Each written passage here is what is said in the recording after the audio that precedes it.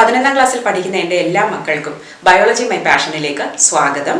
നമ്മളിപ്പോൾ പഠിക്കുന്നത് ബയോമോളിക്യൂൾ എന്ന ചാപ്റ്ററാണ്. ഇതിലെ തന്നെ ആദ്യത്തെ അനാലിസിസ് പാർട്ടും ബയോമോളിക്യൂൾസ് എന്താണെന്നും ബയോ മൈക്രോ മോളിക്യൂൾസ് അല്ലെങ്കിൽ ബയോമോളിക്യൂൾസ് കൂടാതെ ബയോ മാക്രോ മോളിക്യൂൾസിനെ കുറിച്ചും നമ്മൾ പഠിച്ചു കഴിഞ്ഞു. ഇനി നമുക്ക് പഠിക്കേണ്ടത് ഈ ചാപ്റ്ററിലെ ഏറ്റവും അവസാനത്തെ ഭാഗമായ എൻസൈംസ് അഥവാ രാസാഗ്നികളെ കുറിച്ചാണ്. പക്ഷേ ഇത് ഏറ്റവും ഇമ്പോർട്ടൻ്റ് ആയിട്ടുള്ളൊരു പാർട്ടാണ് ഈ ചാപ്റ്ററിൽ. എൻസൈം ആക്ഷൻ ഒന്ന് നമുക്ക് സമ്മറൈസ് ചെയ്ത് നോക്കാം. ഇത് 5 മാർക്കിൻ്റെ ക്വസ്റ്റ്യൻ ആയിട്ട് ചോദിക്കാം. നമ്മൾ മനസ്സിലാക്കിയത് എന്താണ്? ആദ്യം എൻസൈം ഒരു സബ്സ്ട്രേറ്റുമായിട്ട് ബൈൻഡ് ചെയ്യുന്നു. എവിടെ വെച്ചിട്ട്? ആക്റ്റീവ് സൈറ്റ് അഥവാ സബ്സ്ട്രേറ്റ് ബൈൻഡിങ് സൈറ്റ്. എന്നിട്ട് അതൊരു എൻസൈം സബ്സ്ട്രേറ്റ് കോംപ്ലക്സ് ആകുന്നു. ഇതിൽ ശരിക്കും പറഞ്ഞാൽ 2 മോഡലുണ്ട്. ലോക്ക് ആൻഡ് കീ മോഡലാണ് നമ്മൾ ഏറ്റവും പോപ്പുലർ ആയിട്ട് പഠിക്കുന്നത്. അതായത് ഒരു ലോക്ക് എങ്ങനെ ഒരു കീ കൊണ്ട് തുറക്കാം, അല്ലെങ്കിൽ ഒരു സ്പെസിഫിക് കീ കൊണ്ട് മാത്രം തുറക്കാം, അതുപോലെയാണ് ഇവിടെ. അതല്ല എന്നുണ്ടെങ്കിൽ ഈ സബ്സ്ട്രേറ്റ് ബൈൻഡ് ചെയ്തതിന് ശേഷം എൻസൈം അതിൻ്റെ ഷേപ്പ് ഒന്ന് ചേഞ്ച് ചെയ്തിട്ട് ഈ സബ്സ്ട്രേറ്റുമായിട്ട് ഫിറ്റ് ആവുകയാണ് ചെയ്യുന്നത്. അതിനെ പറയുന്ന പേര് ഇൻഡ്യൂസ്ഡ് ഫിറ്റ് മോഡൽ എന്നാണ്. ഈ എൻസൈം സബ്സ്ട്രേറ്റ് കോംപ്ലക്സ് ആയിട്ട് ഇരിക്കുമ്പോൾ തന്നെ എൻസൈം ഈ സബ്സ്ട്രേറ്റിൽ വേണ്ട നെസസറി ബോണ്ട് ചേഞ്ചസ് ഒക്കെ വരുത്തിയിട്ട് അതെന്തായിട്ട് മാറും? എൻസൈം പ്രോഡക്റ്റ് കോംപ്ലക്സ് ആയിട്ട് മാറും. അടുത്ത സ്റ്റേജിൽ എന്തായിട്ട് മാറും? എൻസൈം പ്രോഡക്റ്റിനെ റിലീസ് ചെയ്യും. Enzyme will be ready for another round of reaction അല്ലേ? അപ്പോൾ ആദ്യം enzyme binds to the substrate. Second, it binds at the active site, or the enzyme will alter its shape to fit the substrate. So that is called the enzyme substrate complex. അടുത്ത സ്റ്റേജിൽ enzyme സബ്സ്ട്രേറ്റിൻ്റെ ബോണ്ടുകളൊക്കെ alter ചെയ്തിട്ട് അതിനെ product ആയിട്ട് മാറും. അപ്പോൾ ഇത് enzyme product complex ആകുന്നു. അടുത്തത് പ്രോഡക്റ്റ് എൻസൈം സെപ്പറേറ്റ് ചെയ്തിട്ട് പ്രോഡക്റ്റ് റിലീസ് ചെയ്യുന്നു. അടുത്തത് എൻസൈം ഈസ് റെഡി, അല്ലെങ്കിൽ അടുത്ത ഒരു കാറ്റലിറ്റിക് റിയാക്ഷന് എൻസൈം അവൈലബിൾ ആകുന്നു. ഇതാണ് ഈ എൻസൈം ആക്ഷൻ ചോദിച്ചാൽ എഴുതേണ്ട പോയിന്റ്സ്. നമുക്കിനി എൻസൈം റിയാക്ഷനെ അഫക്റ്റ് ചെയ്യുന്ന ഫാക്ടേഴ്സ് നോക്കാം. ഇത് ഇത്തിരി ഇമ്പോർട്ടൻ്റ് ആയിട്ടുള്ള പാർട്ടാണ്. 3 കാര്യങ്ങളാണ് പ്രധാനമായിട്ടും എൻസൈമിൻ്റെ പ്രവർത്തനത്തെ സ്വാധീനിക്കുന്നത്. ആദ്യത്തേത് ടെമ്പറേച്ചറാണ്. നമ്മൾ ഓൾറെഡി ടെമ്പറേച്ചറിൻ്റെ ഇഫക്റ്റിനെ കുറിച്ച് പറഞ്ഞു കഴിഞ്ഞു. ടെമ്പറേച്ചർ എപ്പോഴും ഒരു ഓപ്റ്റിമം ലെവലിൽ നിന്നാൽ മാത്രമേ എൻസൈംസ് നന്നായിട്ട് ഫങ്ഷൻ ചെയ്യുള്ളൂ. അതായത് ആനിമൽ സെൽസിലാണെങ്കിൽ ഏതാണ്ട് 30 മുതൽ 40 ഡിഗ്രി സെൽഷ്യസ് ആണിൻ്റെ ഇടയ്ക്കാണ് ഓപ്റ്റിമം ലെവൽ വരുന്നത്. അതേസമയം പ്ലാന്റ്സിലാണെങ്കിൽ 20-നും 30-നും ഇടയ്ക്കായിട്ടാണ് ഈ ഓപ്റ്റിമം ലെവൽ വരുന്നത്. അപ്പോൾ ഈ ഓപ്റ്റിമം ലെവൽ കൂടുന്നതിനനുസരിച്ച് ഓപ്റ്റിമം ലെവൽ എത്തുന്നത് വരെ എൻസൈം ആക്ഷൻ കൂടും. പക്ഷെ അതിനപ്പുറം പോയി കഴിഞ്ഞാൽ, ചൂട് വീണ്ടും കൂട്ടിക്കഴിഞ്ഞാൽ എൻസൈംസ് ആക്ഷൻ എല്ലാം ഡിസ്ട്രക്റ്റ് ആവുകയും ചെയ്യും. അത് എന്തുകൊണ്ടാണെന്ന് വെച്ചാൽ നമ്മൾ ടെമ്പറേച്ചർ കൂട്ടുമ്പോൾ ഈ എൻസൈം എന്ന് പറയുന്നത് പ്രോട്ടീൻസ് അല്ലേ. അപ്പോൾ ഈ പ്രോട്ടീൻ്റെ ബോണ്ടൊക്കെ ബ്രേക്ക് ചെയ്ത് അതിൻ്റെ സ്ട്രക്ചർ തന്നെ അങ്ങ് നശിച്ചു പോവുകയാണ് ചെയ്യുന്നത്. അതിന് ഏറ്റവും നല്ലൊരു എക്സാമ്പിൾ എന്ന് പറയുന്നത് നമ്മുടെ മുട്ടയാണ്. മുട്ടയുടെ വൈറ്റ് എന്ന് പറയുന്നത് ഒരു ലിക്വിഡി ഫോമാണ് അല്ലേ. അത് എന്താണ്? പ്രോട്ടീനാണ്, ആൽബുമിൻ. അതിനെ നമ്മൾ വെള്ളത്തിലിട്ട് അപ്പം തന്നെ അത് സോളിഡിഫൈ ചെയ്യണം ചൂട് കൊണ്ടാൽ. അപ്പോൾ ഈ അവിടെ എന്താ സംഭവിക്കുന്നത്? ചൂട് കൊണ്ട് മുട്ട അതിലെ പ്രോട്ടീൻ ഡീനേച്ചറായി പോകുന്നു. പിന്നെ നമുക്കതുകൊണ്ട് പ്രയോജനമുണ്ട്. നമുക്കതിനെ ലിക്വിഡാക്കാൻ പറ്റുമോ? ഇല്ല. അപ്പോൾ എൻസൈം നശിച്ചു പോകുന്നു. അപ്പോൾ ചൂട് കൂടാൻ പാടില്ല. അത് തന്നെയാണ് നമ്മൾ പനിയൊക്കെ വരുമ്പോൾ നമ്മൾ ചൂട് കൂടരുതെന്ന് പറയുന്നത്. കാരണം നമ്മുടെ എൻസൈം ആക്ഷനെയാണ് അത് അഫക്റ്റ് ചെയ്യാൻ പോകുന്നത്, വളരെ ഹൈ ടെമ്പറേച്ചർ. അതേപോലെയാണ് ചൂട് കുറഞ്ഞാൽ. ചൂട് കുറയുമ്പോൾ ഇവിടെ സ്ട്രക്ചറിന് പ്രശ്നമൊന്നും വരില്ല, പക്ഷേ എൻസൈം ഇനാക്റ്റീവ് ആകും. പക്ഷേ പിന്നെ നമ്മൾ ഓപ്റ്റിമം ടെമ്പറേച്ചറിൽ കൊണ്ടുവന്നാൽ എൻസൈമിനെ നമുക്ക് വീണ്ടും ആക്റ്റീവ് ആക്കാം. അതാണ് നമ്മൾ റെഫ്രിജറേഷനിൽ ഉപയോഗിക്കുന്നത്. ഇപ്പം മത്സ്യം മാംസമൊക്കെ വാങ്ങിച്ചു കഴിഞ്ഞാൽ നമ്മൾ ഫ്രീസറിലേ വെക്കുകയുള്ളൂ അല്ലേ. പുറത്ത് വെച്ചാൽ നശിച്ചു പോകും. ഫ്രീസറിൽ ആ ലോ ടെമ്പറേച്ചറിൽ എൻസൈം ആക്ടിവിറ്റി സസ്പെൻഡഡ് ആണ്. അപ്പോൾ എന്താ സംഭവിക്കുന്നത്? നമ്മുടെ ബാക്ടീരിയ ഒന്നും അവിടെ വർക്ക് ചെയ്യുന്നില്ല. അപ്പോൾ ഈ ഗ്രാഫ് നോക്കിക്കഴിഞ്ഞാൽ ആദ്യം ടെമ്പറേച്ചർ നമ്മൾ കൂട്ടി കൊടുക്കും തോറും റേറ്റ് ഓഫ് റിയാക്ഷൻ കൂടി കൂടി വന്ന് ഇതാണ് ഓപ്റ്റിമം ലെവൽ. ഇത് കഴിയുമ്പോൾ വീണ്ടും നമ്മൾ കൂട്ടിക്കഴിഞ്ഞാൽ എന്ത് പറ്റും? എൻസൈം റിയാക്ഷൻ കുറയും. ബിക്കോസ് എൻസൈമിൻ്റെ സ്ട്രക്ചർ നശിച്ച് അത് ഡീനേച്ചഡ് ആയി പോകും. ഇത് ഓർത്തിരിക്കുക. ഹൈ ആയാൽ എൻസൈം ഡീനേച്ചഡ് ആവും, ലോ ആയാൽ എൻസൈം ഇനാക്ടിവേറ്റ് ആകും. ഇനി pH ഇതുപോലെ തന്നെയാണ്. സാധാരണ നമ്മുടെ സെല്ലുകളിലെല്ലാം ഒരു ഓപ്റ്റിമം pH എന്ന് പറയുന്നത് ന്യൂട്രൽ തന്നെയാണ്. അതേസമയം നമ്മൾ ഡൈജസ്റ്റീവ് സിസ്റ്റം കഴിഞ്ഞ വർഷം പഠിച്ചപ്പോൾ സ്റ്റൊമക്കിലെ പെപ്സിന് അസിഡിക് മീഡിയമാണ് അല്ലേ. HClൻ്റെ pH എന്ന് പറയുന്നത് 1.5 ആണ്. അപ്പോൾ അസിഡിക് റേറ്റിലാണ് അത് സംഭവിക്കുന്നത്. അത് കഴിഞ്ഞ് ഫുഡ് ഇൻറ്റസ്റ്റൈനിൽ എത്തുമ്പോൾ നമ്മുടെ പാൻക്രിയാറ്റിക് എൻസൈമിനെ ആക്ട് ചെയ്യണമെങ്കിൽ എന്ത് വേണം? Alkaline medium. അപ്പോൾ ബൈൽ വന്നിട്ട് അതിനെ ആൽക്കലൈൻ ആക്കുന്നു എന്ന് നമ്മൾ പഠിച്ചു. അപ്പോൾ ഡൈജസ്റ്റീവ് സിസ്റ്റത്തിൽ പല സ്ഥലത്തും പല pH ആണ്. അപ്പോൾ ഓരോ എൻസൈമിനും ഓരോ ഒപ്റ്റിമം pH ഉണ്ട്. അപ്പോൾ ഇവിടെയും ആദ്യം pH കൂടുന്തോറും അത് ഇൻക്രീസ് ചെയ്യും.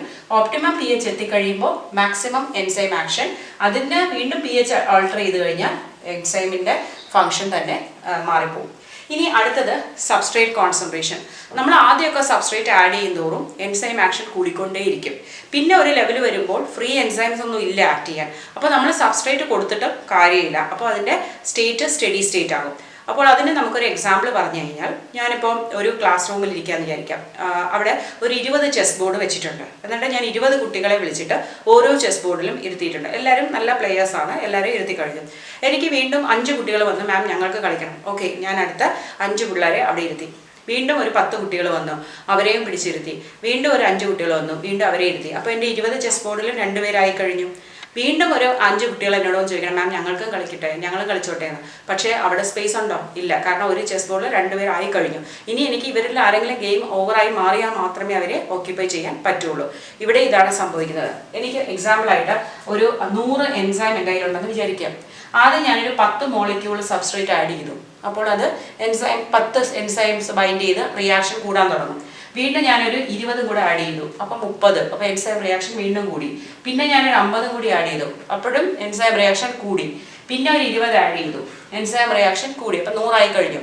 ഇനി എന്താണ്, അടുത്ത ഒരു 25 കൂടെ വന്നു കഴിഞ്ഞാലും ഒന്നും സംഭവിക്കില്ല. കാരണം ഈ 25നെ കൺവേർട്ട് ചെയ്യാനുള്ള എൻസൈം ഫ്രീ ആയിട്ടില്ല. കാരണം എല്ലാ എൻസൈം ഓക്യുപ്പൈ ആയി കഴിഞ്ഞു, 100 എണ്ണം കഴിഞ്ഞു അല്ലേ. അപ്പോൾ ആ ഗ്രാഫ് എങ്ങനെ വരും? ഇതുവരെ പോയി മാക്സിമം ഈ 100 ആകുന്നത് വരെ മാക്സിമത്തിലെത്തി. ഇതിനെ നമ്മൾ വി മാക്സ് എന്ന് പറയും. പക്ഷേ ഈ മാക്സ് കഴിഞ്ഞാൽ അത് സ്റ്റഡി ആയിട്ട് നിൽക്കും. കാരണം പിന്നെ നമ്മൾ ആഡ് ചെയ്താലും ഇഫക്റ്റ് ഒന്നും വരുന്നില്ല. ഈ 100 എൻസൈം അതിൻ്റെ വർക്ക് ചെയ്തുകൊണ്ടിരിക്കുകയാണ്. അപ്പോൾ ഇതൊരു സ്റ്റഡി സ്റ്റേറ്റിലേക്ക് വരികയാണ്. ഇത് വളരെ ഇമ്പോർട്ടൻ്റ് ആണ്, മനസ്സിലാക്കി വയ്ക്കുക. എൻസൈമിൻ്റെ റിയാക്ഷനെ അഫക്റ്റ് ചെയ്യുന്ന 3 ഫാക്ടേഴ്സ് നമ്മൾ ഓൾറെഡി പഠിച്ചു കഴിഞ്ഞു. ഇനി ഇത് കൂടാതെ ചില മോളിക്യൂൾസിൻ്റെ പ്രസൻസ്, ചില കെമിക്കൽസിൻ്റെ പ്രസൻസും എൻസൈമിൻ്റെ ആക്ഷനെ തടസ്സപ്പെടുത്തും. അങ്ങനെയുള്ളവരെ തടസ്സപ്പെടുത്തുന്നവരെ പറയുന്ന പേരാണ് ഇൻഹിബിറ്റേഴ്സ്. ഓക്കെ, അപ്പോൾ മോളിക്യൂൾസ് അല്ലെങ്കിൽ chemicals which inhibit the reaction of enzymes are collectively called inhibitors. ഈ ഇൻഹിബിറ്റേഴ്സ് 2 തരമുണ്ട്, competitive inhibitor and non competitive inhibitor. Competitive inhibitor എന്ന് പറഞ്ഞാൽ കാഴ്ചയിൽ നമ്മുടെ അല്ലെങ്കിൽ സ്ട്രക്ചറലി അത് എന്തുപോലെ ഇരിക്കും, നമ്മുടെ ആക്ച്വൽ സബ്സ്ട്രേറ്റിനെ പോലെ ഇരിക്കും. അപ്പോൾ ഈ സബ്സ്ട്രേറ്റ് വന്ന് ബൈൻഡ് ചെയ്യുന്നതിന് മുമ്പ് ഈ കോമ്പറ്റേറ്റീവ് ഇൻഹിബിറ്റർ വന്ന് ബൈൻഡ് ചെയ്യും. അതിനൊരു എക്സാമ്പിൾ ഇങ്ങനെയാണ്. സപ്പോസ് ഇതാണ് നമ്മുടെ എൻസൈം എന്ന് വിചാരിക്കുക. ഇതാണ് എൻസൈം എങ്കിൽ ഇതല്ലേ നമ്മുടെ ആക്റ്റീവ് സൈറ്റ്. അപ്പോൾ നമ്മുടെ ആക്ച്വൽ സബ്സ്ട്രേറ്റിന്റെ ഷേപ്പ് എന്ന് പറയുന്നത് ഇങ്ങനെയാണ്. ഓക്കെ, അപ്പോൾ ഈ സബ്സ്ട്രേറ്റ് ഇവിടെ വന്ന് ബൈൻഡ് ചെയ്താൽ നമുക്ക് എന്ത് കിട്ടും? എൻസൈം സബ്സ്ട്രേറ്റ് കോംപ്ലക്സ് ഉണ്ടാകും. പിന്നെ അത് എൻസൈം പ്രോഡക്റ്റ് കോംപ്ലക്സ് ആയി പ്രോഡക്റ്റിനെ റിലീസ് ചെയ്യാം. പക്ഷേ ഇവിടെ ഒരു വില്ലൻ വരുന്നുണ്ട്. ഈ വില്ലന്റെ സ്ട്രക്ചർ ഇങ്ങനെയാണ്. ഓക്കെ, പക്ഷേ അതിന് ഇവിടെ വന്ന് ബൈൻഡ് ചെയ്യാൻ കഴിയും. അപ്പോൾ ഇതുമായിട്ട് കമ്പീറ്റ് ചെയ്ത് ഇത് ഓടി വന്ന് ഇവിടെ ബൈൻഡ് ചെയ്ത് കഴിഞ്ഞു. ഇനി നമ്മുടെ ആക്ച്വൽ സബ്സ്ട്രേറ്റിന് ബൈൻഡ് ചെയ്യാൻ പറ്റുമോ? ഇല്ല. അപ്പോൾ കോമ്പറ്റേറ്റീവ് ഇൻഹിബിറ്റർ സ്ട്രക്ചർ കൊണ്ട് ഇതുമായിട്ട് കമ്പീറ്റ് ചെയ്യുന്നു, അല്ലെങ്കിൽ അതുമായിട്ട് സിമിലർ ആയിട്ടുള്ള ഒരു ഇൻഹിബിറ്റർ വന്ന് ബൈൻഡ് ചെയ്തതുകൊണ്ട് എൻസൈം ആക്ഷൻ അവിടെ നടക്കുന്നില്ല. ഇനി രണ്ടാമത്തെ ഒരു എന്താ പറയുക, അതിന് ഒരു എക്സാമ്പിൾ പറഞ്ഞാൽ സക്സിനേറ്റ് ഡീഹൈഡ്രജനേസ് എന്നൊരു എൻസൈമാണ് സക്സിനിക് ആസിഡിൽ ആക്ട് ചെയ്യുന്നത്. പക്ഷേ ഈ സക്സിനിക് ആസിഡിനെ പോലിരിക്കുന്ന മറ്റൊരു ആസിഡ് ഉണ്ട്, മെലോണിക് ആസിഡ്. അപ്പോൾ ഈ മെലോണിക് ആസിഡ് വന്നിട്ട് ഇവിടെ ഈ സക്സിനേറ്റ് ഡീഹൈഡ്രജനേസ് എൻസൈമായിട്ട് ബൈൻഡ് ചെയ്യും. അപ്പോൾ ആക്ച്വൽ സബ്സ്ട്രേറ്റ് ആയിട്ടുള്ള നമ്മുടെ സക്സിനിക് ആസിഡിന് ബൈൻഡ് ചെയ്യാൻ പറ്റുന്നില്ല. ഇനി രണ്ടാമത്തെ എന്ന് പറയുന്നത് നോൺ കോമ്പറ്റേറ്റീവ് ആണ്. അതിന് കോമ്പറ്റീഷൻ ഒന്നുമില്ല. ഇത് ശരിക്കും ആക്റ്റീവ് സൈറ്റ് ഓപ്പൺ തന്നെയാണ്. അപ്പോൾ നമ്മുടെ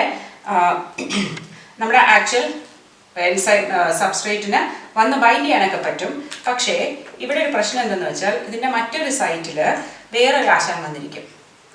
ഓക്കെ, ആക്റ്റീവ് സൈറ്റിലല്ല, പക്ഷേ ഇത് വന്ന് ബൈൻഡ് ചെയ്യും. പക്ഷേ ഇതിങ്ങനെ ബൈൻഡ് ചെയ്തിരിക്കുന്നിടത്തോളം കാലം ഈ ആക്ഷൻ നടക്കുന്നില്ല. അപ്പോൾ ഇങ്ങനെയുള്ള സ്ട്രക്ചറലി സിമിലർ അല്ലാത്ത ഒരു ഇൻഹിബിറ്ററാണ് അതിനെ ഇൻഹിബിറ്റ് ചെയ്യുന്നതെങ്കിൽ നോൺ കോമ്പറ്റേറ്റീവ് ഇൻഹിബിറ്റർ എന്നും പറയുന്നു. ഇനി നമുക്ക് എൻസൈംസിൻ്റെ ക്ലാസിഫിക്കേഷൻ നോക്കാം. അത് international union of biochemistry and molecular biology എന്ന സംഘടനയാണ് ഈ ക്ലാസിഫിക്കേഷൻ നടത്തിയിരിക്കുന്നത്. അവരുടെ നിർദ്ദേശപ്രകാരം 6 ക്ലാസ് ഓഫ് എൻസൈംസ് ആണുള്ളത്. ആദ്യത്തെ ക്ലാസ് എന്ന് പറയുന്നത് ഓക്സിഡോ റിഡക്ടേസ് അല്ലെങ്കിൽ ഡീഹൈഡ്രജനേസ്. അപ്പോൾ നമുക്ക് പേര് കേൾക്കുമ്പോൾ തന്നെ അറിയാം ഇത് എന്തായിരിക്കും കാറ്റലൈസ് ചെയ്യുന്നത്, ഓക്സിഡേഷനും റിഡക്ഷനും ആയിരിക്കും അല്ലേ. നിങ്ങൾ കഴിഞ്ഞ വർഷം പഠിച്ചിട്ടുണ്ട് അഡീഷൻ ഓഫ് ഓക്സിജൻ അല്ലെങ്കിൽ റിമൂവൽ ഓഫ് ഹൈഡ്രജൻ നമുക്ക് ഓക്സിഡേഷൻ എന്ന് പറയാം. അതുപോലെ റിമൂവൽ ഓഫ് ഓക്സിജൻ അല്ലെങ്കിൽ അഡീഷൻ ഓഫ് ഹൈഡ്രജനെയും നമുക്ക് എന്ത് പറയാം, റിഡക്ഷൻ എന്ന് പറയാം. അപ്പോൾ അത് കൂടാതെ ഇലക്ട്രോൺസിന്റെ ടേമിൽ പറയുകയാണെങ്കിൽ നമ്മൾ ഇലക്ട്രോൺസ് ആഡ് ചെയ്യുമ്പോൾ റിഡക്ഷൻ, ഇലക്ട്രോൺസ് റിമൂവ് ചെയ്താൽ ഓക്സിഡേഷൻ. ഇവിടെയും അതാണ് സംഭവിക്കുന്നത്. ഇലക്ട്രോൺസിനെ ആഡ് ചെയ്യുക അല്ലെങ്കിൽ റിമൂവ് ചെയ്തിട്ട് അത് ഓക്സിഡേഷൻ റിഡക്ഷൻ സാധ്യമാക്കുന്നു. നമുക്കിവിടെ രണ്ട് സബ്സ്ട്രേറ്റ്സ് ആണുള്ളത്, എസും എസ് ഡാഷും. എസ് റെഡ്യൂസ്ഡ് ആണ്, എസ് ഡാഷ് ഓക്സിഡൈസ്ഡ് ആണ്. പക്ഷേ അടുത്ത സൈഡിൽ എത്തുമ്പോഴോ എസ് ഓക്സിഡൈസ്ഡ് ആയി, എസ് ഡാഷ് റെഡ്യൂസ്ഡ് ആയി. പിന്നെ വരുന്നത് ട്രാൻസ്ഫറൈസ് എൻസൈം ആണ്. ഈ ട്രാൻസ്ഫറൈസ് എന്ന് പറയുന്നത് ഒരു പെർട്ടിക്കുലർ ഗ്രൂപ്പ്, ഹൈഡ്രജൻ അല്ലാത്ത മറ്റൊരു ഗ്രൂപ്പിനെ ഒരു സബ്സ്ട്രേറ്റിൽ നിന്ന് മറ്റൊരു മോളിക്യൂളിലോട്ട് ട്രാൻസ്ഫർ ചെയ്യാണ്. ഇവിടെ എസും എസ് ഡാഷ് ആണ് സബ്സ്ട്രേറ്റ്, പക്ഷേ എസിന് ഒരു ജി ഗ്രൂപ്പ് ഉണ്ട് അല്ലേ. പക്ഷേ ഈ എൻസൈം ട്രാൻസ്ഫറൈസ് എന്ത് ചെയ്യും, ഈ ജിയെ എസിൽ നിന്നെടുത്ത് എസ് ഡാഷിന് കൊടുത്തു, അപ്പോൾ എസ് ഫ്രീ ആയി. ഇനി മൂന്നാമത്തെ കാറ്റഗറി ഹൈഡ്രോലൈസ് എൻസൈംസ് ആണ്. ഇത് ഹൈഡ്രോലൈസിസ് അല്ലെങ്കിൽ ബ്രേക്ക് ഡൗൺ എന്ന് പറയും. ലാർജ് കോംപ്ലക്സ് മോളിക്യൂൾസിനെ സിമ്പിളായിട്ട് മാറ്റും. ഫോർ എക്സാമ്പിൾ അമൈലേസ് സ്റ്റാർച്ചിനെ എന്തായിട്ട് വിഘടിക്കും, ഡൈസാക്രൈഡ്സ് ആയിട്ട് മാറ്റും അല്ലേ. പിന്നെ സൂക്രൈസിനെ എന്തായിട്ട് മാറ്റും, സൂക്രൈസ് എൻസൈം സൂക്രോസിനെ ഗ്ലൂക്കോസ് ആയിട്ട് മാറ്റും. അല്ലെങ്കിൽ ലാക്ടേസ് എൻസൈം ലാക്ടോസിനെ ഗ്ലൂക്കോസും ഗാലക്ടോസും ആയിട്ട് മാറ്റുന്നു. പിന്നെ ലയേസും ലൈഗേസും ഓർത്ത് വയ്ക്കുക. ലയേസ് എന്ന് പറയുന്നത് ബ്രേക്കിംഗ് ആണ്, ലൈഗേസ് എന്ന് വെച്ചാൽ ഗ്ലൂ ആണ്, ജോയിനിങ് ആണ്. അപ്പോൾ ലയേസ് എൻസൈം എന്ന് പറയുന്നത് ഇവിടെ കോവലൻ ബോണ്ടിനെ ബ്രേക്ക് ചെയ്തിട്ട് അത് ഇവിടെ ഇപ്പോൾ കാർബണിന്റെ വാലൻസി സാറ്റിസ്ഫൈ ചെയ്യാൻ രണ്ട് ഗ്രൂപ്പ്സ് ഉണ്ട് അല്ലേ. ഇത് നമ്മൾ ബ്രേക്ക് ചെയ്ത് കഴിഞ്ഞാൽ ഇവിടെ നമ്മൾ എന്ത് ചെയ്യണം, ഒരു ഡബിൾ ബോണ്ട് കൊടുക്കണം. അപ്പോൾ ഇവിടെ എക്സ് ആൻഡ് വൈ സെപ്പറേറ്റ് ആയി കഴിഞ്ഞു. അങ്ങനെയാണ് ലയേസസ് നടക്കുന്നത്. പക്ഷേ ലൈഗേസസ് എന്ന് പറഞ്ഞാൽ ബോണ്ട് ഫോം ചെയ്യുകയാണ് ചെയ്യുന്നത് ATPയുടെ എനർജി ഉപയോഗിച്ചിട്ട്. ഫോർ എക്സാമ്പിൾ കാർബൺ ഓക്സിജനെ ജോയിൻ ചെയ്യും, കാർബൺ സൾഫർ, കാർബൺ നൈട്രജൻ അല്ലെങ്കിൽ ഫോസ്ഫറസ് ഓക്സിജൻ, ഇതെല്ലാം. പിന്നെ വരുന്നതാണ് ഐസോമറൈസ് എൻസൈംസ്. ഐസോമറൈസ് എൻസൈം പേരിൽ നിന്ന് തന്നെ നമുക്ക് മനസ്സിലാക്കാം, ഐസോമറൈസേഷൻ റിയാക്ഷൻ ആണ് കാറ്റലൈസ് ചെയ്യുന്നത്. ഐസോമറൈസേഷൻ എന്ന് പറയുന്നത് എന്താണ് ഉദ്ദേശിക്കുന്നത്, നമ്മുടെ ഐസോമേഴ്സ്, അതായത് ഒരു same molecular formula different structural ഫോമുലയല്ലേ ഐസോമേഴ്സ് പറയുന്നത്, ആ ഒരു ഐസോമറൈസേഷൻ റിയാക്ഷൻ അത് കാറ്റലൈസ് ചെയ്യുന്നത്. അപ്പോൾ ഇതൊക്കെയാണ് ഡിഫറെൻറ്റ് ക്ലാസ്സസ് ഓഫ് എൻസൈം, വളരെ ഇമ്പോർട്ടൻ്റ് ആണ്. ഇനി നമുക്ക് ഈ ചാപ്റ്ററിന്റെ ഏറ്റവും അവസാന ഭാഗമായ കോഫാക്ടറിലേക്ക് കടക്കാം. നമ്മൾ പഠിച്ചു നമ്മുടെ എൻസൈം എല്ലാം പ്രോട്ടീൻസ് ആണെന്നല്ലേ. ആ പ്രോട്ടീൻ പാർട്ടിനെ പറയുന്ന പേരാണ് അപ്പോ എൻസൈം എന്ന്. അപ്പോൾ ആ പ്രോട്ടീൻ പാർട്ട് മാത്രമാകുമ്പോൾ ആ അപ്പോ എൻസൈം ആക്റ്റീവ് ആകണമെന്നില്ല. ഇനി ഇത് ആക്റ്റീവ് ആകണമെങ്കിൽ അതിനോടുകൂടി മറ്റൊരു നോൺ പ്രോട്ടീൻ ആയിട്ടുള്ള ഒരു പാർട്ട് കൂടെ അറ്റാച്ച് ആവണം. അതിനെ നമ്മൾ പറയുന്ന പേരാണ് കോഫാക്ടർ. അപ്പോൾ കോഫാക്ടറും കൂടെ ചേരുമ്പോഴാണ് ഇതൊരു ഹോളോ എൻസൈം അല്ലെങ്കിൽ ഒരു കംപ്ലീറ്റ് ആക്റ്റീവ് എൻസൈം ആയിട്ട് മാറുന്നത്. അപ്പോൾ ഈ അപ്പോ എൻസൈം അല്ലെങ്കിൽ പ്രോട്ടീൻ പാർട്ടിനോട് ചേർന്ന് നിൽക്കുന്ന നോൺ പ്രോട്ടീൻ പാർട്ടിനെയാണ് നമ്മൾ കോഫാക്ടർ എന്ന് പറയുന്നത്. ഈ കോഫാക്ടർ അതിൻ്റെ നേച്ചർ അനുസരിച്ച് മൂന്നായിട്ട് തരംതിരിക്കാം: പ്രോസ്തറ്റിക് ഗ്രൂപ്പ്, കോ എൻസൈം, മെറ്റൽ അയോൺസ്. ഈ പ്രോസ്തറ്റിക് ഗ്രൂപ്പ് എന്ന് പറഞ്ഞാൽ ഈ കോഫാക്ടർ ഈ എൻസൈം അപ്പോ എൻസൈമുമായിട്ട് ടൈറ്റായിട്ട് ബൗണ്ട് ചെയ്തിരിക്കുകയാണ്, സെപ്പറേറ്റ് ചെയ്യാൻ പറ്റില്ല. അങ്ങനെയാണെങ്കിൽ അതിന് എക്സാമ്പിൾ പെറോക്സിഡൈസും കാറ്റലൈസും ഹൈഡ്രജൻ പെറോക്സൈഡിനെ വാട്ടറും ഓക്സിജനുമായിട്ട് കൺവേർട്ട് ചെയ്യുന്ന എൻസൈംസ് ആണ്. അപ്പോൾ അതിൻ്റെ കൂടെ എപ്പോഴും ഒരു ഹീം ഗ്രൂപ്പ് ഉണ്ടായിരിക്കും. ഹീം എന്ന് പറഞ്ഞാൽ എന്താണ്, ഒരു അയൺ ഗ്രൂപ്പാണ്. അതാണ് അതിൻ്റെ പ്രോസ്തറ്റിക് ഗ്രൂപ്പ്, കോഫാക്ടർ. അത് പക്ഷേ ടൈറ്റ്ലി ബൗണ്ട് ആയതുകൊണ്ടാണ് അതിനെ നമ്മൾ എന്ത് പറയുന്നത്, പ്രോസ്തറ്റിക് ഗ്രൂപ്പ് എന്ന് പറയുന്നത്. ഇനി അതൊരു ടെമ്പററി അസോസിയേഷൻ ആണ്. ട്രാൻസിയൻ്റ് ആണെങ്കിൽ നമുക്കതിനെ കോ എൻസൈം എന്ന് പറയാം. അതായത് NAD, നിക്കോട്ടിനമൈഡ് അഡിനിൻ ഡൈന്യൂക്ലിയോടൈഡ്, അല്ലെങ്കിൽ നിക്കോട്ടിനമൈഡ് അഡിനിൻ ഡൈന്യൂക്ലിയോടൈഡ് ഫോസ്ഫേറ്റ്. ഇത് നമ്മുടെ ഫോട്ടോസിന്തസിസിൻ്റെ സമയത്തുണ്ടാകുന്ന എനർജി റിച്ച് കമ്പൗണ്ട് ആണ്. അതിന് എപ്പോഴും ഫങ്ഷൻ ചെയ്യണമെങ്കിൽ ഒരു ട്രാൻസിയൻ്റ് അസോസിയേഷൻ വേണം. ആരുമായിട്ട്, നിയാസിൻ എന്ന വിറ്റമിനുമായിട്ട്. അപ്പോൾ അതൊരു ടെമ്പററി അസോസിയേഷൻ ആണ്. ഇനി മെറ്റൽ അയോൺസ് ഉണ്ട്.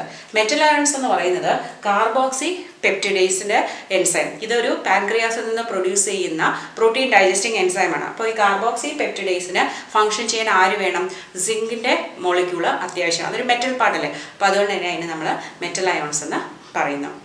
അപ്പോൾ ഞാൻ പഠിപ്പിക്കുന്ന ഭാഗങ്ങളെല്ലാം നിങ്ങൾക്ക് മനസ്സിലാകുന്നുണ്ടെന്ന് കരുതുന്നു. അങ്ങനെയാണെങ്കിൽ തീർച്ചയായിട്ടും ലൈക്ക് ചെയ്യണം. പിന്നെ നിങ്ങളുടെ ഫ്രണ്ട്സുമായിട്ടൊക്കെ മാക്സിമം ഷെയർ ചെയ്യണം. സബ്സ്ക്രൈബ് ചെയ്തിട്ടില്ലെങ്കിൽ തീർച്ചയായിട്ടും സബ്സ്ക്രൈബ് ചെയ്യണം. Thank you for watching biology my passion.